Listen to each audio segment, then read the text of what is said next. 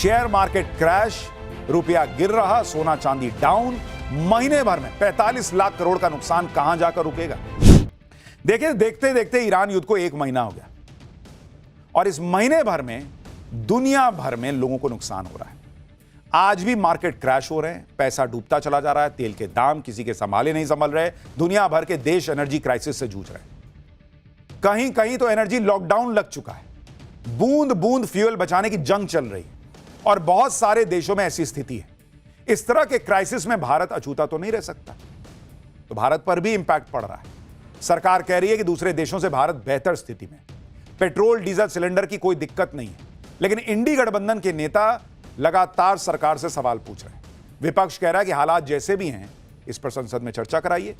कांग्रेस इस मुद्दे पर चर्चा की मांग को लेकर अड़ी हुई है। दूसरी तरफ ममता बनर्जी आरोप लगा रही है कि चुनाव के बाद मोदी सरकार न गैस देगी न कैश।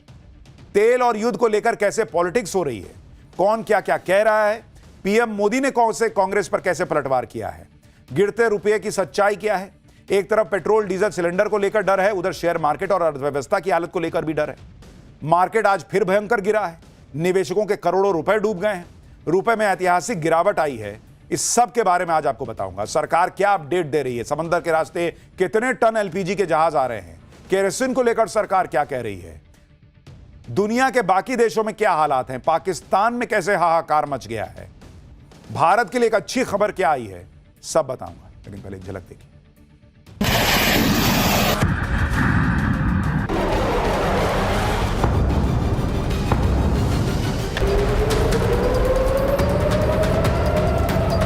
संवेदनशील मामले में कांग्रेस जिस तरह की बयानबाजी कर रही है वो खतरनाक है।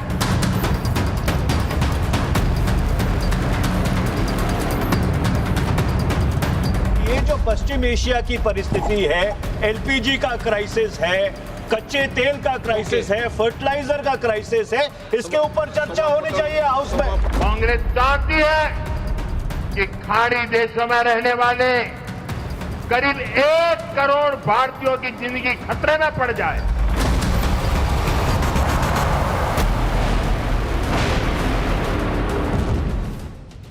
ईरान अमेरिका युद्ध के 1 महीने बाद अब भारत में ग्राउंड पर क्या हालात हैं, ये आपको बताऊंगा। लेकिन पहले देखिए कि युद्ध को लेकर देश की राजनीति में कैसे बवाल मचा है।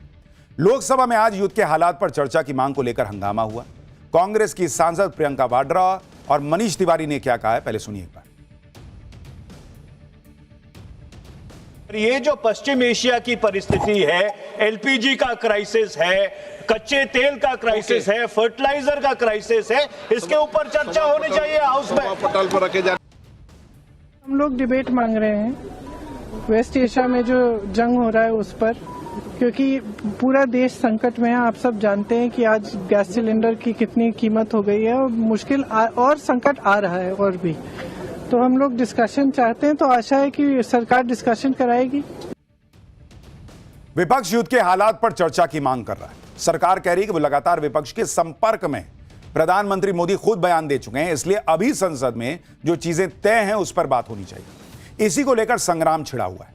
5 राज्यों में चुनाव भी हैं। चुनाव प्रचार में भी पेट्रोल डीजल सिलेंडर मुद्दा बन गया है। आज राहुल गांधी ने केरल में प्रचार किया। यहां राहुल गांधी ने कहा कि आर्थिक भूकंप आने वाला है, तेल के दाम भयंकर बढ़ने वाले हैं। राहुल गांधी ने पूछा कि लोगों के हितों को बचाने के लिए पीएम मोदी क्या कर रहे हैं। सुनिए Rahul Gandhi. You see what is going on in the Middle East. There is an economic earthquake that is coming. It is visible. Fuel prices, petrol prices are going to skyrocket. Earthquake that is coming. Rahul Gandhi पूछ रहे हैं कि सरकार क्या कर रही है इस आर्थिक भूकंप से बचाने के लिए। वो केरल के सीएम से पूछ रहे हैं, क्योंकि वहां उनकी सरकार नहीं है। हिमाचल में आपने जो किया है वही ब्लूप्रिंट सबको दे दीजिए सर, वही कर देते हैं देश भर में। आपकी इंडी गठबंधन की जहां जहां सरकार है, आप जो कर रहे हैं कि जिससे भूकंप नहीं आएगा, वो देश भर में लागू कर दीजिए, दे दीजिए। भाई ये मिलके लड़ने वाला संकट है। जैसे कोरोना आया था और कोरोना के बाद भी भारत की अर्थव्यवस्था खड़ी हुई, इसलिए ये ना कहिए कि हम एकदम खत्म हो जाएंगे। हां, संकट है, मिलके लड़ना होगा। अभी सरकार ने जो है वो एक्साइज ड्यूटी घटाई है। हालांकि मुझसे आप पूछिए तो मैं तो कहता कि तेल कंपनियों को फायदा मत दीजिए, उनको राहत मत दीजिए। अभी पिछले 4-5 साल से तेल कंपनियां मुनाफा कमा रही थी, महीने भर नहीं संभाल सकती थी, 6 महीना वो दुख दर्द नहीं सह सकती थी। आम आदमी को तकलीफ नहीं हो रही है, आम आदमी को भी तो नुकसान हो रहा है। कईयों के बिजनेस बंद हो रहे हैं, कईयों का रोजगार चला गया, वो गांव चले गए। ये संकट की स्थिति है। सरकार को अभी एक एक पैसा जो है वो कई जगह लगाना पड़ सकता है। आगे कहां जाके युद्ध रुकेगा अभी पता नहीं। 10 तरह के संकट आएंगे, जगह जगह पैसा खर्चा करना होगा। ये तेल कंपनियों को सबसे ज्यादा आग लगी हुई थी कि नहीं हमको नुकसान हो रहा, हमको नुकसान हो रहा है। और जब मुनाफा हो रहा था तब खैर इधर राहुल गांधी ने मोर्चा खोला हुआ है। उधर बंगाल में अपने किले को बचाने में जुटी सीएम ममता बनर्जी भी युद्ध के इंपैक्ट को लेकर मोदी सरकार को घेर रही है। ममता बनर्जी ने आरोप लगाया कि अभी गैस नहीं मिल रही तो लोगों को कैश दिया जा रहा है। चुनाव के बाद ना कैश मिलेगा ना गैस। सुनिए ममता बनर्जी। মানুষ গ্যাস পাবে না, ইলেকশনের আগে দেবে ক্যাশ, আর ইলেকশনের পরে গ্যাসও বন্ধ, ক্যাশও বন্ধ। এটা বিজেপির খেলা।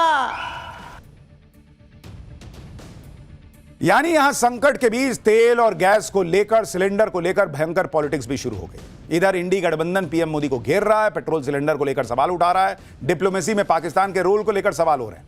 उधर इंडी गठबंधन में शामिल सीएम उमर अब्दुल्ला कह रहे हैं कि इस युद्ध को रुकवाने में पीएम मोदी अहम रोल निभा सकते हैं क्योंकि उनके सबसे अच्छे संबंध हैं। हम तो चाहेंगे कि वॉर जल्दी खत्म हो और इसमें जो रोल वजीर आजम साहब अदा कर सकते हैं वो शायद और कोई अदा नहीं कर सकता क्योंकि उनके अच्छे ताल्लुकात हैं इन तमाम मुल्कों के साथ। अब अगर ट्रंप साहब इतनी बेवकूफ़ी करें ये जानते हुए भी कि ईरान पे सालों साल किसी ने राज नहीं किया है, इतना आसान नहीं होगा। ममता बनर्जी, राहुल गांधी ने पीएम मोदी के खिलाफ मोर्चा खोला तो पीएम मोदी ने भी पलटवार किया। रविवार को पीएम मोदी ने केरल में चुनाव प्रचार के दौरान कांग्रेस को बहुत कुछ सुनाया। पीएम मोदी ने कहा कि युद्ध के बीच कांग्रेस खतरनाक बयानबाजी कर रही है। एक बार उनको सुनिए, फिर ग्राउंड पर हालात क्या हैं आपको बताता हूं। वहीं संवेदनशील मामले में कांग्रेस जिस तरह की बयानबाजी कर रही है वो भी आपको याद रखना है। कांग्रेस जिस तरह के बयान दे रही है वो खतरनाक है। कांग्रेस चाहती है कि खाड़ी देशों में रहने वाले करीब 1 करोड़ भारतीयों की जिंदगी खतरे में पड़ जाए और फिर कांग्रेस इसका सियासी फायदा उठा सके। देखिए, भारत इस युद्ध में किसी का पक्ष नहीं ले सकता क्योंकि एक तरफ ईरान है, दूसरी तरफ खाड़ी देश है जहां लाखों भारतीय रहते हैं। भारत के सामने चैलेंज यह है कि ईरान के समंदर के रास्ते भारत का ज्यादातर तेल गैस आता है। अब सप्लाई रुकी हुई है तो मैनेज करना होगा। यही काम सरकार कह रही है कि वो पिछले एक महीने से ट्राई कर रही है। लेकिन दिक्कत है तो दिक्कत है और वो दिख भी रही है। आपको महाराष्ट्र के संभाजी नगर का हाल दिखा रहा हूं। यहां गैस से चलने वाले ऑटो वालों के सामने रोजी रोटी का संकट खड़ा हो गया। कल गैस भराने के लिए ऑटो वालों की 2 किलोमीटर लंबी लाइन लगी थी और आज तो गैस स्टेशन पर नो स्टॉक का बोर्ड लगा था। ऑटो एलपीजी की कमी से पूरे संभाजी नगर में करीब 25 से 30 हजार रिक्शा चालकों को रोजी रोटी की कमाई का नुकसान उठाना पड़ रहा है। गैस का स्टॉक नहीं होने के बाद भी ऑटो वाले इन गैस स्टेशन के सामने ऑटो लगाकर इंतजार कर रहे हैं कि कब गैस आए और वो अपने ऑटो में गैस भरा सके। और इसलिए मैंने आपसे कहा कि भाई ये अगर युद्ध नहीं रुका तो तरह तरह की परेशानियां जो है ना वो इस देश को मिलकर झेलनी होगी।